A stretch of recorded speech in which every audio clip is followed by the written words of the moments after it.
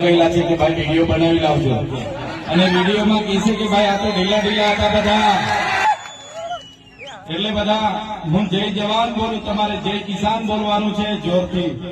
અહીંથી બોલો એટલે સત્તા મંડળને સંભળાવવું જોઈએ કે આદિવાસીને ખૂબ ઉત્સાહ સાથે નારા લાગી રહેલા છે. નારા તો ભાઈ લગાડવા પડશે, તમારે લગાડશો ને બધા? નારા તો લાગવા જ જોઈએ આપણી સભામાં. જય જવાન.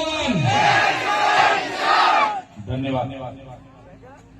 આજની આ સભામાં મારી સાથે મંચસ્થ ઉપસ્થિત છોટાઉદેપુર લોકસભાના પ્રભારી એવા મુકેશભાઈ બારિયા, નર્મદા જિલ્લા આમ આદમી પાર્ટીના પ્રમુખ એવા નિરંજનભાઈ વસાવા, સાથે જનરલ સેક્રેટરી એવા વિક્રમભાઈ તડવી, સાથે ઉપપ્રમુખ આશીષભાઈ, ગિરિરાજભાઈ અને મંચસ્થ ઉપસ્થિત તમામ વડીલો, માતાઓ, બહેનો અને મારી સામે ઉપસ્થિત થયેલા હજારોની સંખ્યામાં મારા પિતા સમાન મારા વડીલો, સંતો, મહંતો, આગેવાનો, મારી માતા તુલ્ય મારી માતાઓ, મારા યુવાન સાથી મિત્રો, બધાને ચૈતર વસાવાના જોહાર કરું છું, સૌને મારા નમન કરું છું.